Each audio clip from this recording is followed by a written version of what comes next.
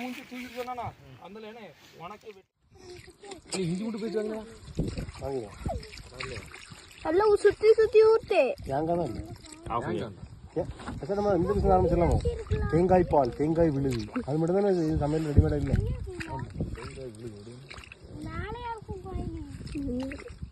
நம்ம மலை ஏறணும்னால கட் பண்ணி இது டேஸ்ட்டுக்கா இது கறியாக நினைச்சேன். அந்த அரிசியை போட்டு பக்கத்துல இன்னொரு அடுப்பு போடுவோம்னா போட்டது அப்போ முட்டை ஒரு அடுப்பை போட்டுருமா எடுத்துட்டு இருக்கான்ல மற்ற முடிவிட்டு. ஆமா, அவன் வந்து கோழி வாங்கிட்டு இருந்திருக்கான். அப்போ எனக்கு ஒரு கோழி தான் சொன்னேன், சின்னதாக போட்டா போதும்னே நீங்கள் சொல்லினா நான் கடைக்கு போயிட்டேன். ஏன்னா நம்ம சரின்னு சொல்லிட்டு அங்கே போய் கேட்டேன்னா அவன் உள்ளே போயிட்டு அது அதெல்லாம் செட்டுட்டு இங்கே வந்துட்டு வெட்டியாச்சு எதுவுமே சொல்ல. இப்போ நல்லா ஃப்ரெஷ்ஷாக தானே நான் இப்போ தானே வந்து பார்க்கணும். கெடுங்கிட்டு போகிறோம். நீங்க நாசம் பண்ண போறது அவர்களும் கிடைக்கல. கொஞ்சம் நேரம் கழிச்சா 3-4 மணிக்கு வெயில் நிழல் வந்துடும். இனி அதான் இதான் கடை சவுக்கான ஒரு இடம் கூட்ட மாட்டேன்.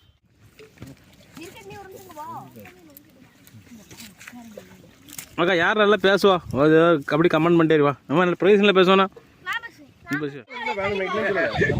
ஐயப்பனை இப்போ என்ன பண்ணுறேன்னா பணம் ஓலை பட்டை முனையா போகிறோம். தெரியாது தெரியாது ஆனால் செஞ்சு பழக்க போகிறோம். சின்ன பசங்களாம் விளாண்டுட்டு இருக்காங்க. பசங்க எல்லாம் ஃபுல்லாக விளாட்டில் என்ஜாய்மெண்ட்டில் போயிட்டாங்க. இந்த பக்கம் சிக்கன் இருக்குது, குழம்புக்கு ரெடியாட்டு. இதில் வந்து பார்த்தீங்கன்னா சிக்கனை வந்து இறவி பொரிப்பு வச்சுருக்கோம். அப்படியே ஒரு பக்கம் முட்டை அவிச்சு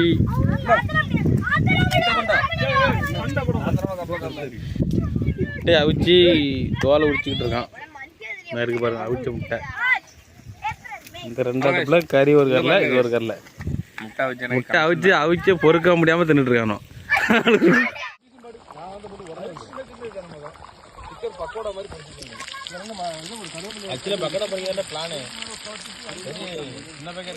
பாருங்க எங்க அட்டகாசத்தை.